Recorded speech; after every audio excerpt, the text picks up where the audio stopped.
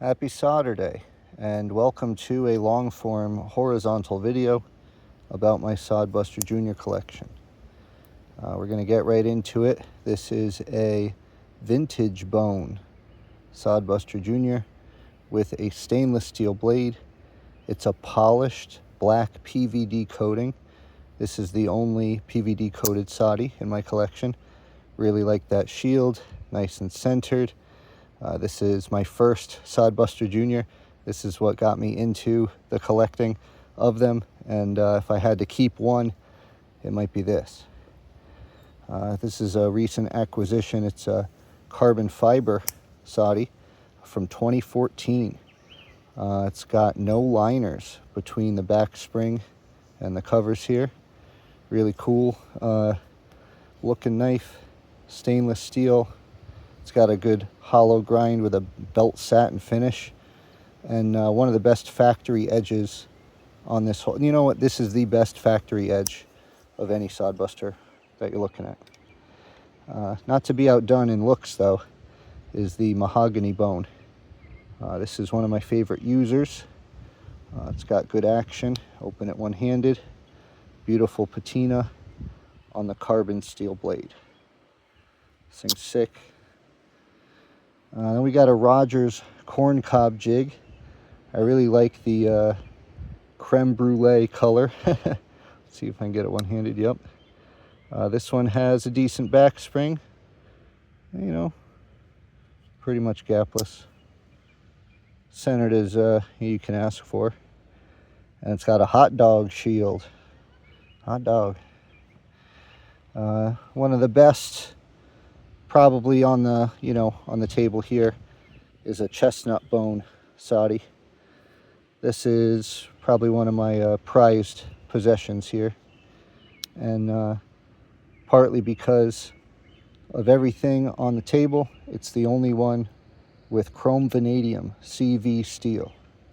They don't make them with this anymore, and they don't make them like this anymore. This one's pretty cool though. It's a red burlap micarta. This is also linerless, like the carbon fiber Sod Buster Jr. here, and it's got a super mirror finish. This one's kind of hard to open. Whatever. I sharpened it up myself. Extreme mirror finish though. And yeah, these are extremely light. It's got that cool shield like the vintage bone. This is a good one if you're looking to buy a Soddy. This is a good one to start with. These are highly sought after. It is now peanut butter jelly time.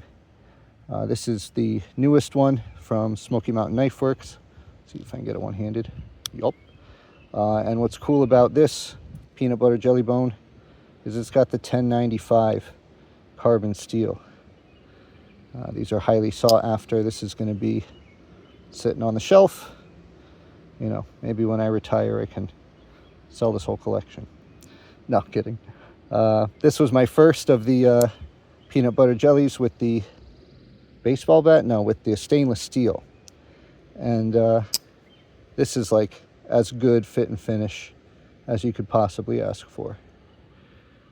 The amazing work on some of these is like, it's a work of art, but then you get one and it's trash. I love Sodbuster Juniors. I love case knives, but I have gotten some trash ones. I say that as I'm holding up one of the most beautiful Soddys in this whole collection, and that's the Sea Dragon. When they burn the bone, there are different ways you can do it. Some are more toasted, others are kind of barely hit at all. Like this one's got a lot more jelly than peanut butter. But as far as burns go, whoever was doing it this day, man, they knocked it out of the park. I have probably the coolest looking Sea Dragon Sodbuster Jr. that's out there. Let's see if I can open it one-handed. Hey, this thing's sick. I guess I don't have to rush, but we're on the home stretch, so hang in there.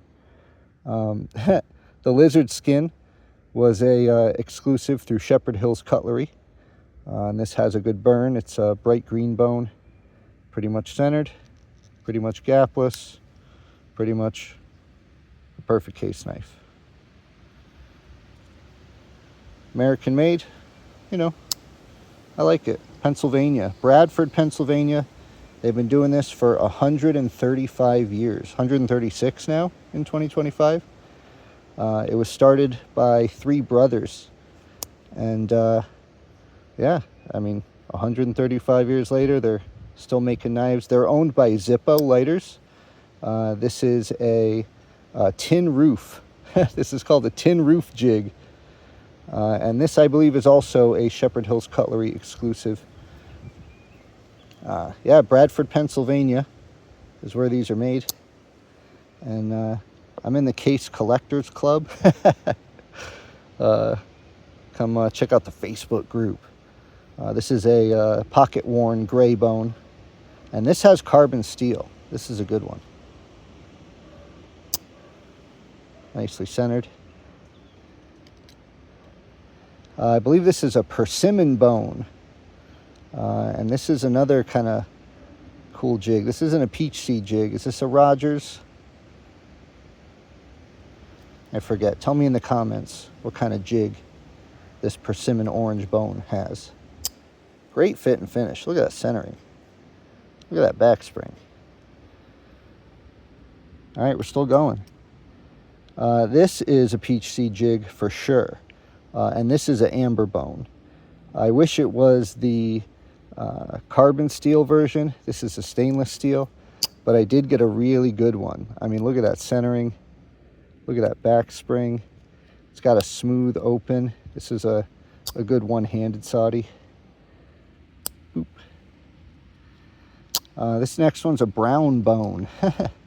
It's got a cool shield on that, arrowhead shield.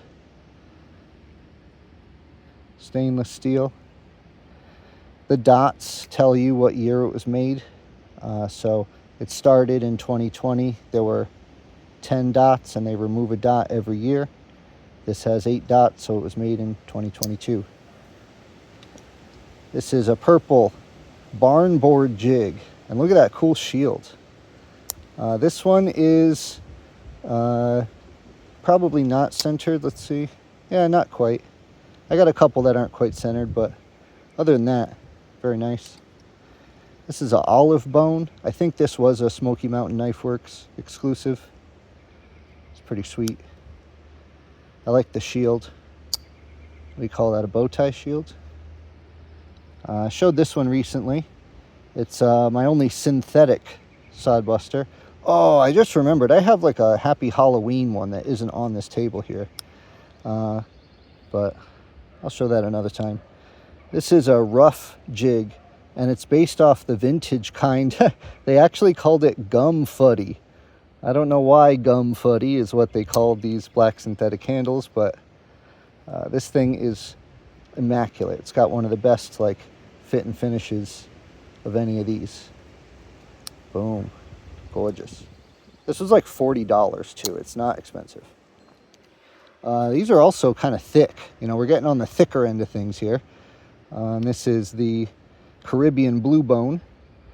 Mostly centered and mostly gapless, but this side, this is called the pile side, has an incredible looking scale. It's a saw cut jig, and the saw cut bone looks so good.